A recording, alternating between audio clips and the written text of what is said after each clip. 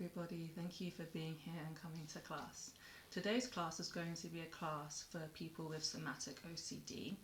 If you're not aware, somatic OCD is when someone has extreme obsessions and compulsions around their bodily functions, normally autonomic, so things like blinking, swallowing, breathing. It's very distressing and difficult to live with. So I thought I would do a yoga class specifically for that. This isn't treatment for somatic OCD.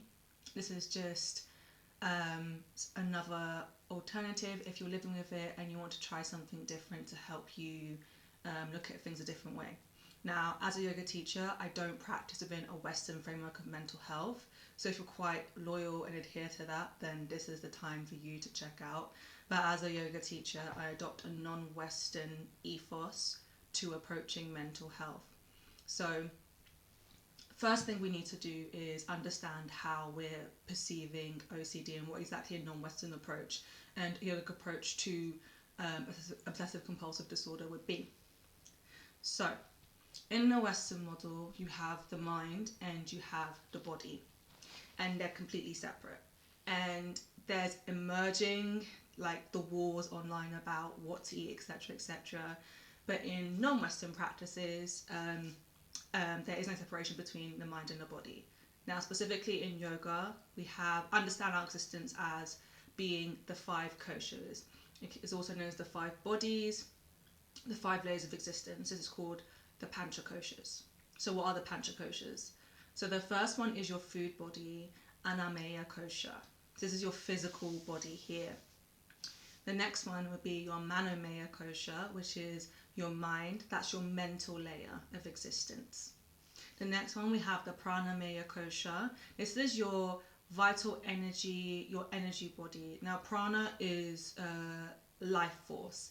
Anything that is alive, anything that has any kind of animation in this world has prana. My dog has prana.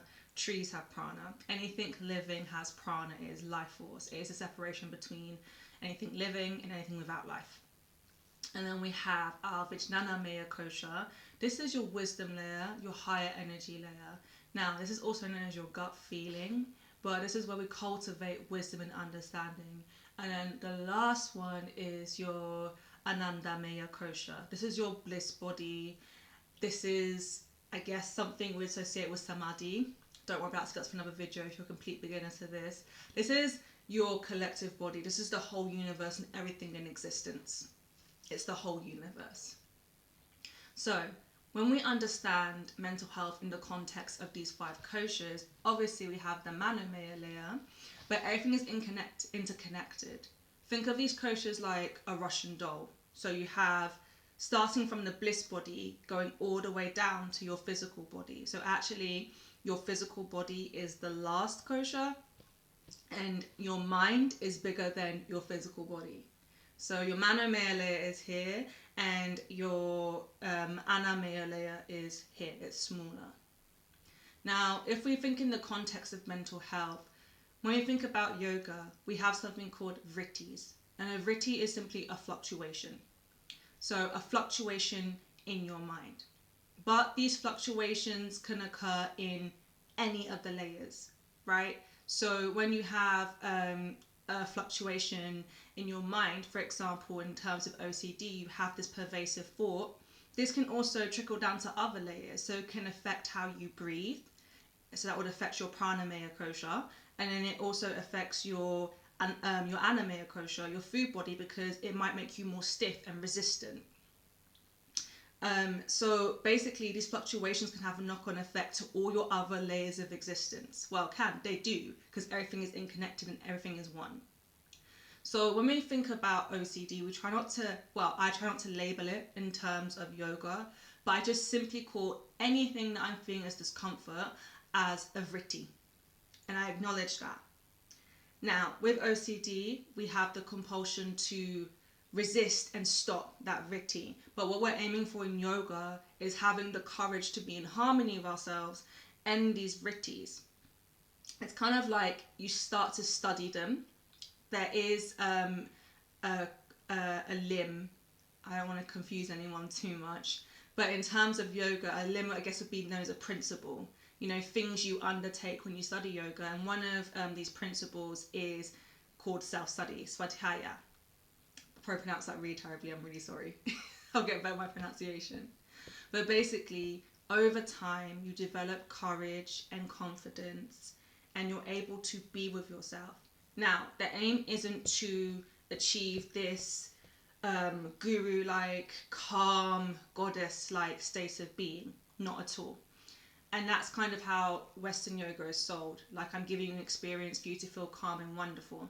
In actuality, when you're actually practicing yoga and you feel yourself becoming more attuned and in harmony with yourself, it can be very difficult and it can be very uncomfortable.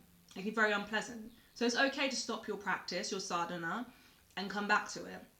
It's okay to take a time out and take a break from it. But the whole point is, with yoga, you're learning to be with yourself. So you're not trying to eliminate anything, even if, like with your compulsions, you have a lot of resistance, you're learning to be with the resistance. If you're very stuck in a cycle, you're learning to be with the cycle. Because a lot of things that are keeping you stuck are trying to alleviate and change, etc., etc. With somatic OCD, I think it's a bit different. I think it's very difficult because these mental compulsions come into it and it makes it really tricky. So basically all I'm saying is, instead of thinking of it as OCD, just think of any kind of discomfort or uncomfortability as a fluctuation of vritti. It's a fluctuation in your 5 bodies. And with yoga, you have tools like asana, which is the movement when you move your physical body, the postures, pranayama, which is the breathing practices, life force expansion, mudra.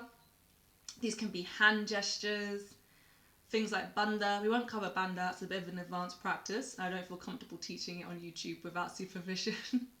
But we have all of these practices to help us be in harmony with ourselves. And, you know, also with OCD, it's hard because especially there's always kind of a desired outcome. There's a lot of control involved in it. So even with that, you're learning to be with your control and then see what happens. See how you can see yourself, understand yourself. Because I think OCD breeds a disconnect between yourself, especially when it's somatic, because it's like your mind is trying to leave your body and you become in a really quite horrible state of dissociation.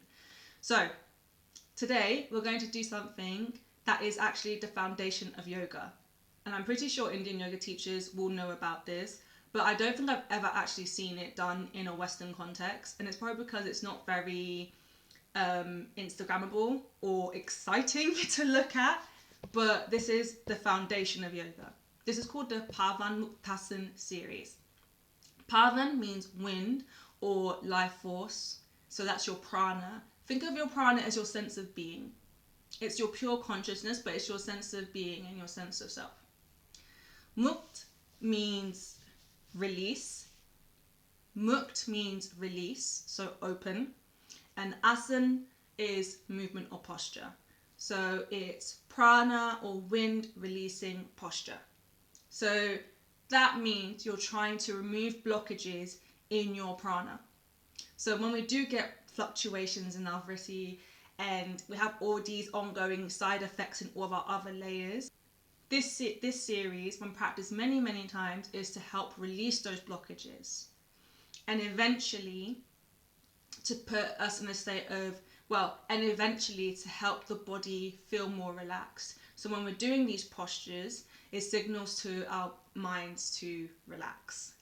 Now, it's really tempting to want to seek and try and escape a feeling of discomfort and want to feel relaxed. But with somatic OCD, your body can become very stiff and very tense. And it takes a lot to just accept that. So doing this series is going to teach you how to accept that and then see what happens. So whatever happens, happens. You study yourself in your prana. It may be your body does become relaxed. It may be that it may come relaxed a lot later down the line. But the point is, asana, which are postures, are techniques and they're vehicles to help us come into ourselves. So you're never aiming to be in the aiming to be in the pose. You're aiming to use the pose to help you come into yourself and bring some harmony. And harmony sounds great, but it means maybe experiencing something nice and sometimes experiencing something unpleasant. Maybe experiencing something that you can't label and you can't name, but that's okay. There's different series. We're going to do Parwanmukhtasana series 1 and take a couple from Parwanmukhtasana series 2. Parwanmukhtasana series 1 is to help you release tension from your body, and you're going to have a lot of that with somatic OCD. So this is the purpose of it. If you don't experience that, that's okay. There's a tendency to want to have to do it correct as well with OCD. That's okay. Be with it when that comes up. We're going to do something else though, just before we start. Now, because this is a class of somatic OCD, it is very likely that you might have some issues around breathing, and we will address that. If you're really in a really tough state with that, just ignore any breathing techniques. I'm not going to include a lot, but I'm going to give us some alternatives that we can use. There's a lot of focus around the breath in yoga, but what about when you have disordered breathing or something like somatic OCD, and actually focusing on the breath makes you panic and it's not helpful? But that's okay, because there's lots of other things that yoga can offer us. So we're going to start with something called nasikagra mudra, which is nose tip gazing. This is my favorite and the most overlooked. Now, if you have a lot of built up stress and tension or trauma that's taken shape in your koshas, in your food body, this is okay. You might find it a bit difficult, but it's okay. There's some alternatives. So nasikagra mudra is as it is. It's nose tip gaze, and you're just simply looking at your nose tip, but it's a bit harder than you think. So it's simply doing this, but your eyes are an extension of your brain. And because of that, this is my own kind of experience, it can just make your eye connection disconnected. And it probably sounds like it doesn't make sense, but with somatic OCD, because you're trying to always leave your body, it does feel like you're separated from your body. And it feels like you're separated from your eyes when it gets really, really bad. There's a complete disconnect. So this is a way to kind of try and bring yourself back. So you can place your finger up as a preparatory practice and then bring it closer to your nose, as far as it is to your nose tip. Okay, hold it there. Now, if your eyes are hurting or anything, just blink a few times and just, if you can, close your eyes, because I know it can be difficult to close your eyes as well as somatic OCD. If that's difficult, put your finger back up. It doesn't have to get to your nose tip. So everything I always give is an offering and a suggestion. You can always adapt it in a way that is comfortable to you. So we're never aiming to do the exercise perfectly. You're aiming to use the exercise in a way that serves you and is comfortable. So it could be your fingers all the way back here. That's your nasikagra drishti. That is your nose tip gaze, and that's fine. So we're going to take this for 5 minutes and I'll cue you out.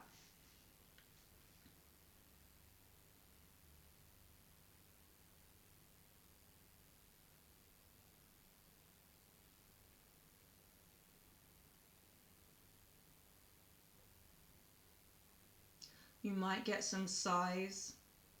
You might get some kind of release from your body, like some screamings and some gaspings. It's all okay. Just let it flow out. Don't feel you have to stay in this exact posture. Just tune to your body. Whatever comes up, let it be. If you have that compulsion to try and get it right and get it perfectly, it's okay. Just let that happen.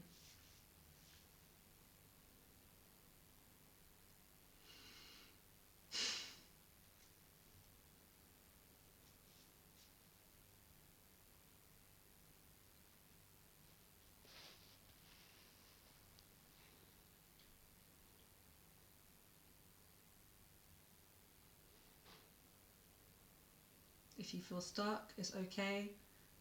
Just be stuck.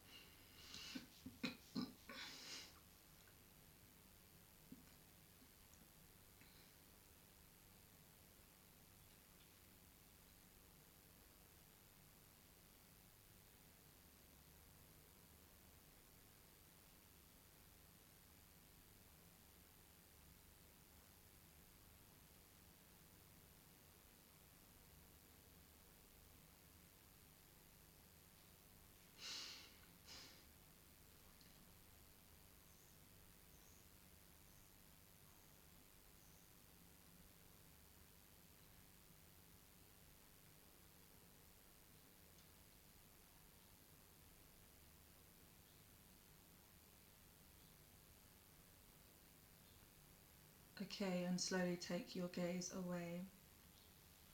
So reflect on how that felt. Maybe 5 minutes is too much. Maybe it's easier to just go. Maybe it's easy just to do it for a couple of minutes. Maybe you have somatic OCD around your eyes and blinking, so it's a bit challenging. But let's see how it goes. If that is the case and you're struggling with your eyesight, maybe skip this one. But if you want to do a bit of exposure, you can take it as an exposure and just see, how long you can do gazing at your nose tip. Please just, your situation, so adjust accordingly to your own personal situation. Okay, we're going to get started on the asana now. We're going to start in base position, pranayama.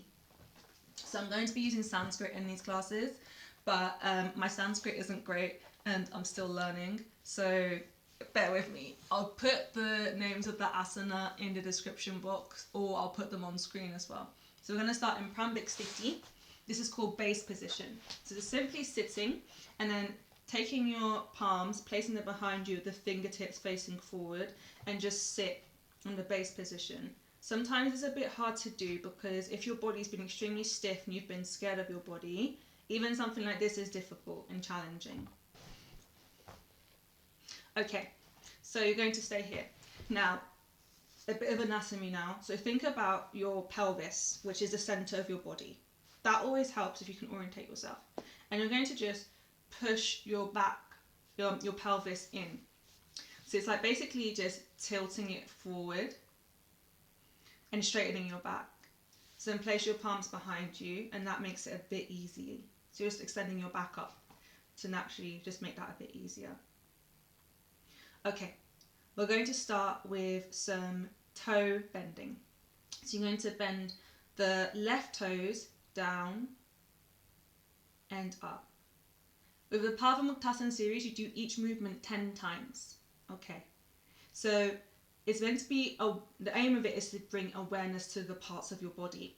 Now, there is some breathing coordination with this. If you feel okay to take the breathing, you would inhale, exhale down. Inhale up, exhale down. You don't have to do this. You can just focus on the movement. So we're going to take that 10 times. Go at your own pace. So up, down, up, down,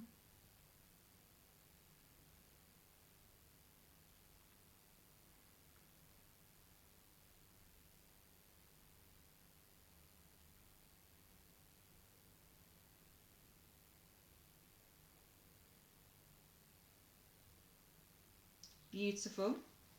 Now do the other side, so the right side. So up, down, with or without breath. This is just an introduction to developing a relationship with your body and just experiencing your body again.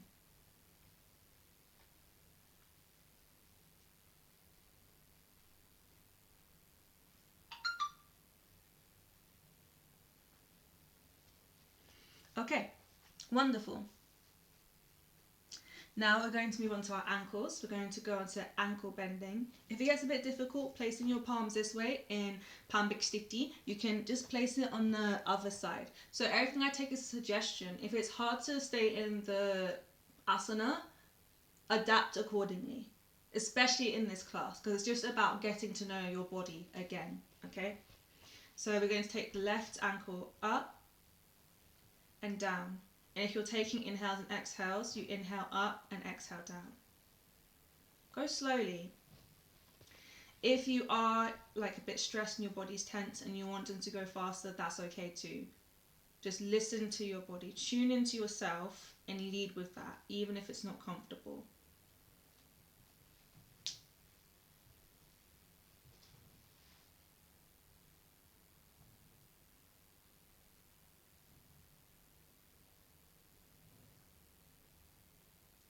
Okay, great. And now do the other side, so the right ankle.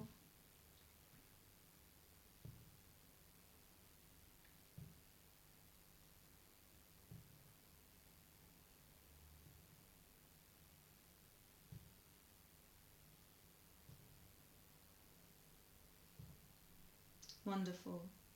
Now I'm going to go on to Gulf Chakra, ankle rotation.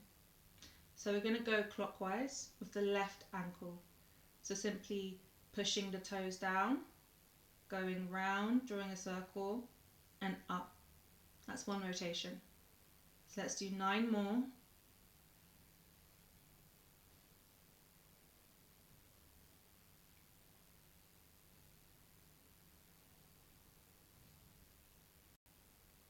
We're going to take Gulf Chakra on the left side now.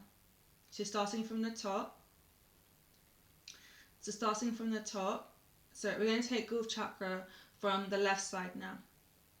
So starting from the top, rotating down clockwise 10 times.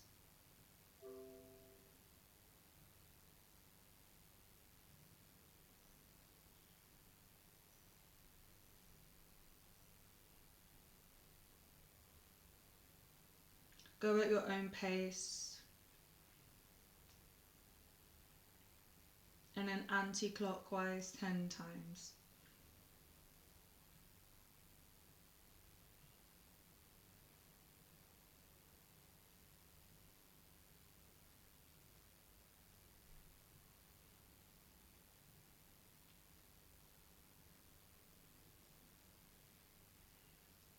Good.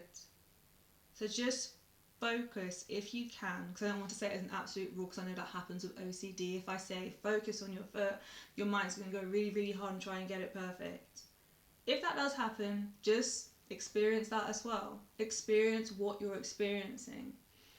But if that's not happening and it's okay, just be aware of, your body. Start to develop a relationship again with your body. Now we're going to go on to ankle crank. So you're going to take your right foot and place it on top of your left thigh. Try and make it in a place where you've got room to maneuver your ankle. So don't put it here because it's stuck. If it's not on top of your thigh, that's fine. You can move it down a bit more towards your knee. It's okay. Just always meet yourself where you're at, okay?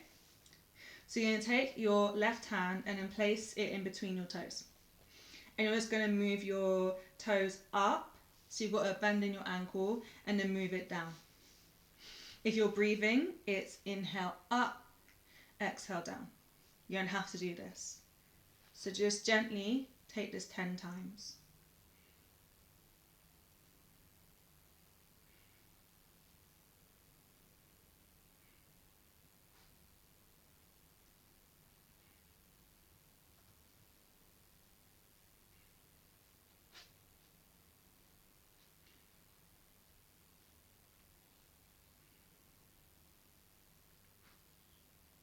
Okay, when you're finished, bring the right foot back to meet the left and do the other side.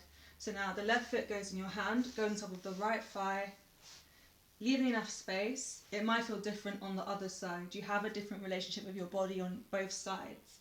So although people say one side's easier, one side's harder, let's just think of it more of a different experience on both sides. So we're going to take the ankle crank 10 times.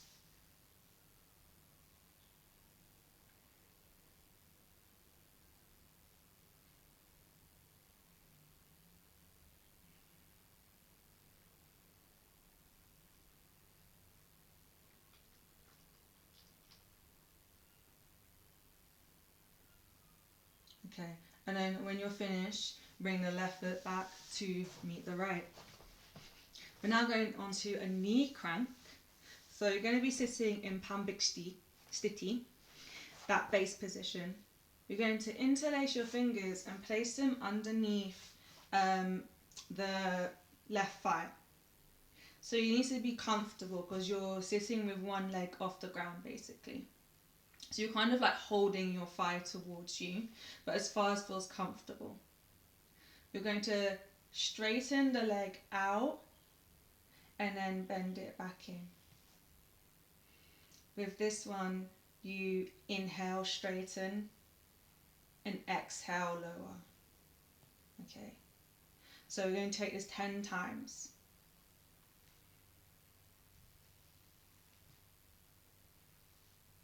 If it's difficult to balance, You can lean against a wall to make it easier.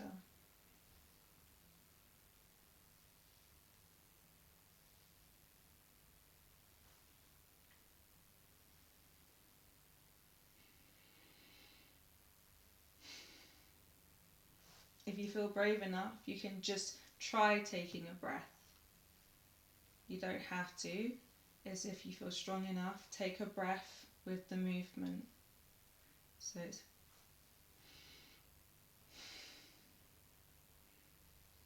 I've lost count. This feels so nice.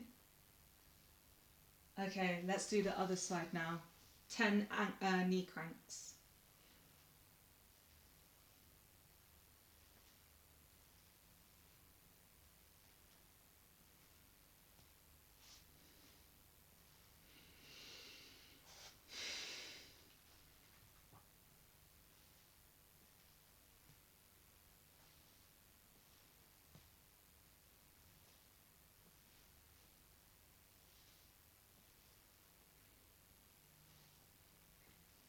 Well done. So that's 10 Janu Naman knee bends, knee cranks. So we're going to do another one. We're going to do Janu Chakra, which is knee rotation. So we're going to assume that same position when we're holding the knee. And you're going to take your toe. And in a clockwise direction, you're going to start to draw a circle. So you're using your foot to draw a circle clockwise. It doesn't matter if it's a small circle, it doesn't matter if it's a big circle. Use the asana to come into yourself, right? So whatever shape your body takes on, just honour it. Mine's not very big, that's okay. So 10 times.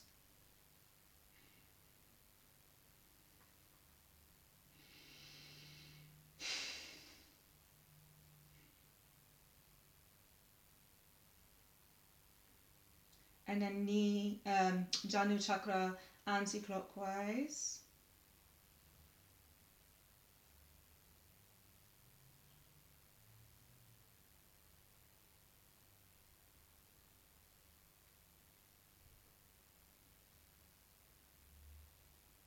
Well done. And now Janu Chakra on your right side.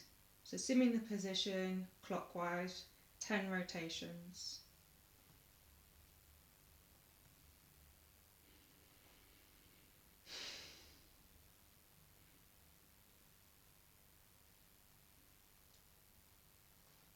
Listen to your body, your anamaya kosha. Let that guide you. And then anti-clockwise, 10 rotations.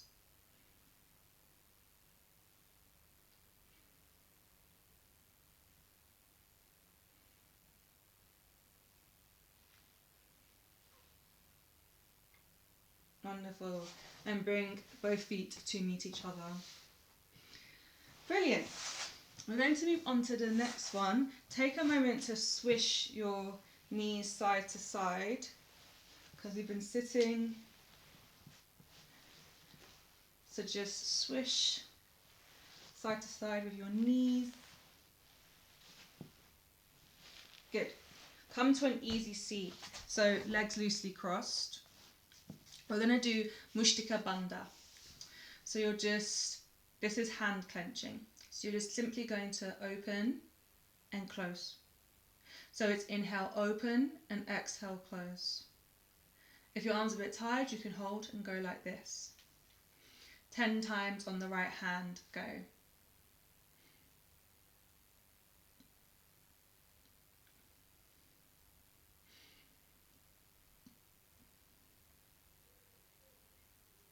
And then on the left side.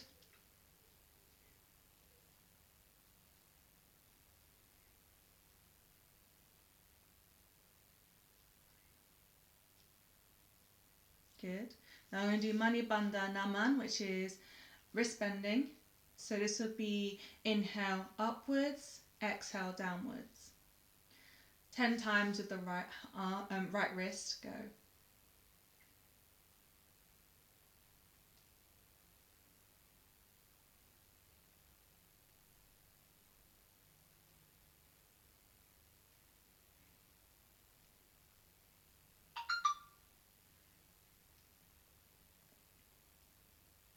And remember, 1 round is up and down.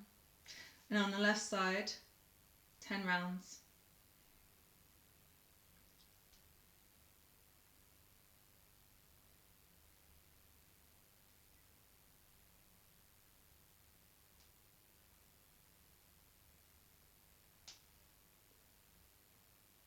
We're going to do some neck movements now.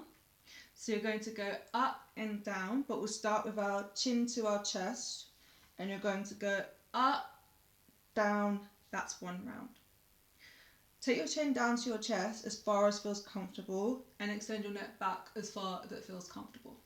Okay, and the breathing movements, this is inhale, exhale. Okay, so we'll start with our chin to our chest and then extend back. 1, 2. Take these slowly and organically, 10 rounds.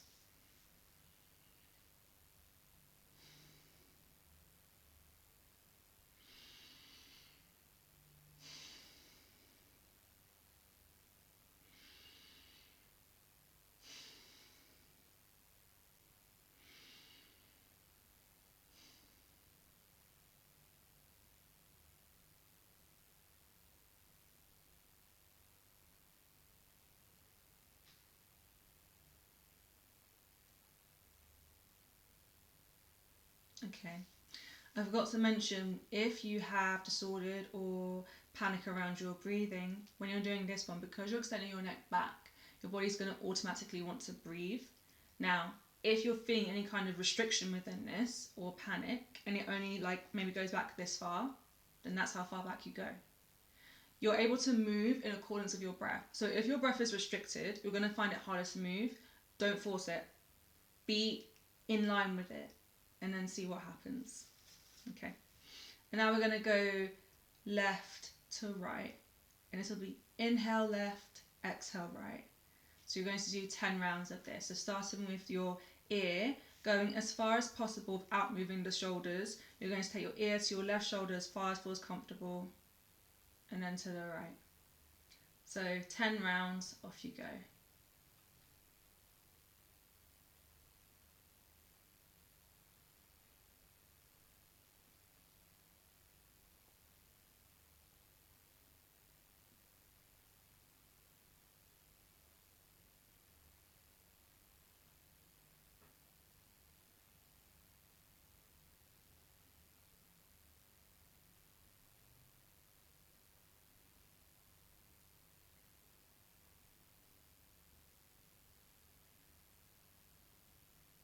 Brilliant, and come back to center.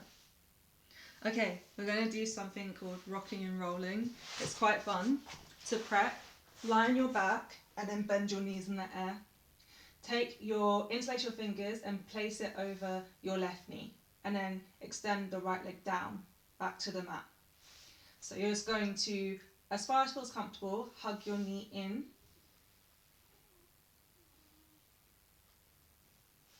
And just hold here for a second.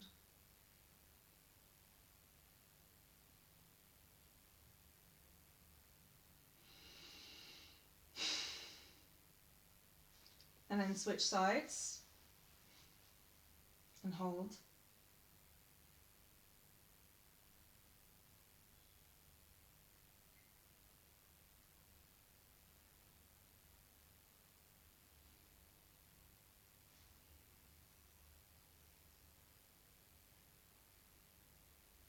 And then hug in both knees.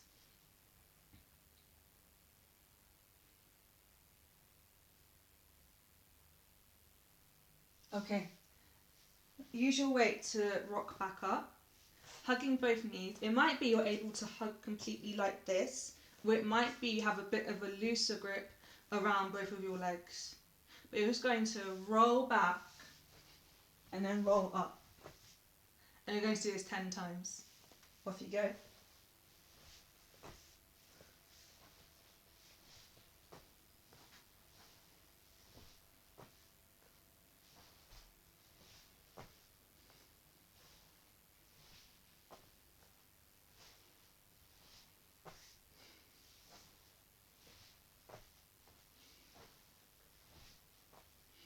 Wonderful. We're nearly finished. So this is actually from Parwanmukhtasana series 2, which focuses on digestion, but I'm just taking a couple from here today. We're going to mix them up a little bit, okay? So this is leg raising. To make this easier, you can either bend the right leg, or you can place your palms underneath your bum, so you're kind of sitting with the palms facing to the floor, so you're sitting on top of your hands. So it makes it easier to move your legs. But if you're fine to, you can leave the right leg down, and you're going to raise the left leg. So focus on your abdomen. It doesn't matter if you go to a 90-degree angle, it honestly just go as far as in accordance with your breath. Remember, using the asana to come into yourself. If you're breathing, you're inhaling, holding for 3, and then releasing back down, exhale. So inhale, retain, exhale. 10 times on the left at your own pace.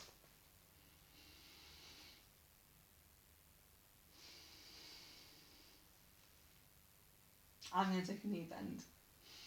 A bit stiff.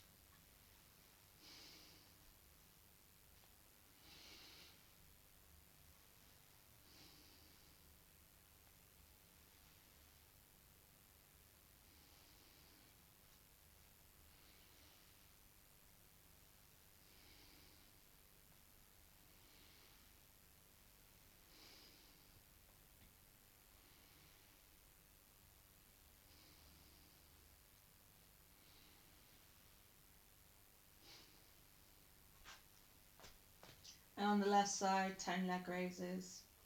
Focus on the sensation in your abdomen, so it should be more of the movement is coming from there.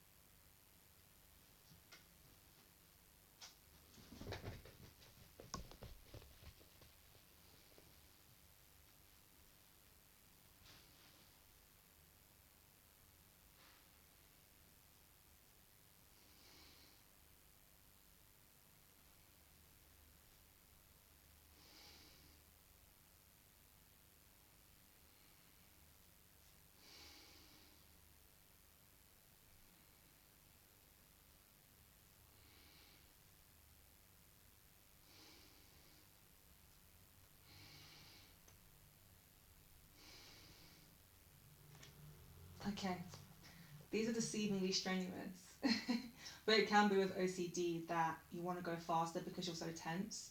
So that's okay. Going at a slower pace just is when you're feeling like you're at a place where you have more control of your body.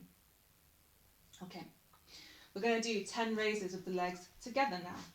So 10. Same movement, inhale, retain for 3 seconds, exhale down. In your own time, at your own pace, off you go. It is strenuous. Try not to strain too much. If you're overstraining, it's okay. Just be with where you're at. With OCD, we're not dealing with a typical relationship with our body, so it's just a case of experiencing it. If it's too much, just take 5. If that's too much, take 3. Okay, let's continue.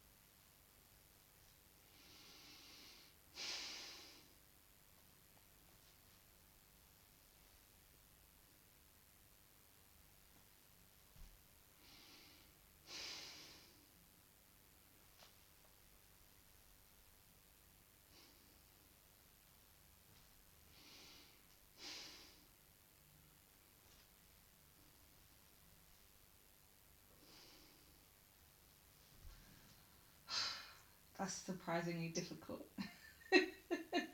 Okay, well done. We're going to come to a seated position with an easy seat. Join the soles of your feet together and bring them as close to your body as it feels comfortable. We're just going to hold now in Bandha Konasana, butterfly.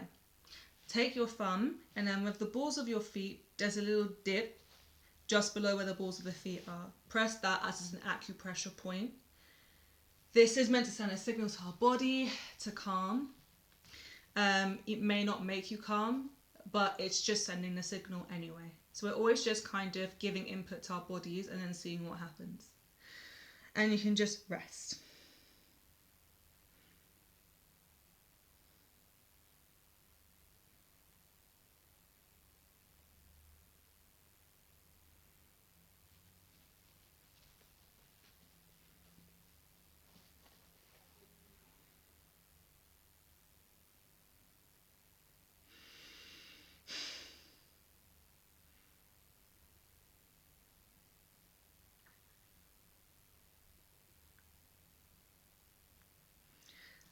We're going to lay on our backs now for corpse pose, Shavasana, and we'll just be here for a minute. You can bend your knees, you can put your hands by your side, you can put your hands above your head, you can rest your arms on your stomach. It's completely up to you.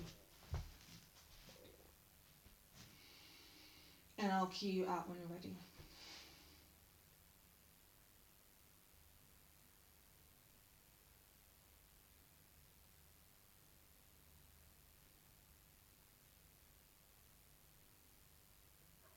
If you can't close your eyes because of too much worry or stress or tension, just keep them open. It's fine.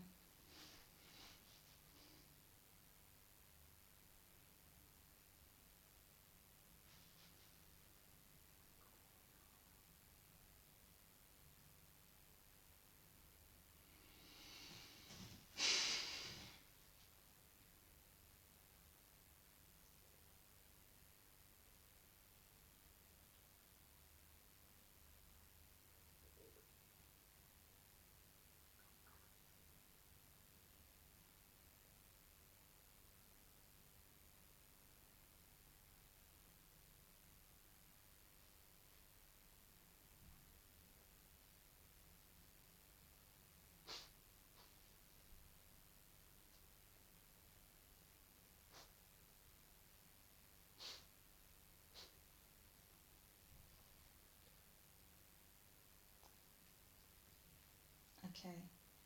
Now gently tuning into yourself, whatever your body's asking for. So it may not be asking for anything. It might just want to just not do anything. It may be it needs a stretch, a bit of a wiggle. It may feel like you need to move your hands on your feet and just roll onto your side. So now you're in fetal position.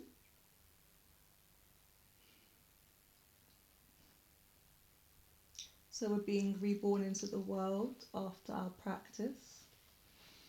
And we're going to push up. Rub your hands together and place them over your eyes. This is called palming, and the heat is meant to warm your eyes. Just give yourself a minute and a second.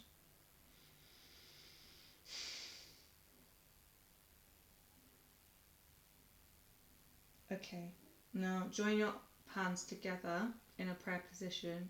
Bring your thumb down to your sternum, and we're going to chant Om to close out the practice. Om is the primordial sound, which means it's the first sound of the universe, which is your Anandamaya Kosha, your collective body. So if you can, take a breath in. If you can't take a breath, it's okay. And if you can't do it, it's okay as well.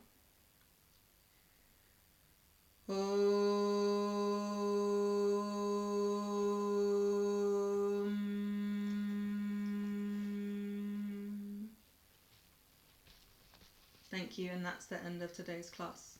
So if you're really struggling with somatic OCD, that might have been a lot. If you couldn't have done all of it, that's okay. The point is I'm giving you offerings. So maybe it might be that you want to aim towards doing that whole routine. We didn't do all of the asanas from series 1. We did a lot of them. So there's more to come. But just take this as your starting point, because this is how you learn to interact with your body again. If you're going faster because of the stress and the tension, it's okay. If you're going slower, that's okay. If you could only do some of the asanas once or twice, that's okay. It might be you want to aim to do it 3 times.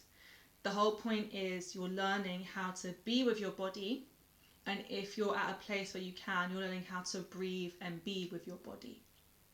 This is the foundation of yoga, because in yoga, in essence, you're moving with your prana, which is your breath. Your breath takes form of, your prana takes form of breathing in when you're in this body. So it's all about having a basic foundation of how to move and create an experience with your body.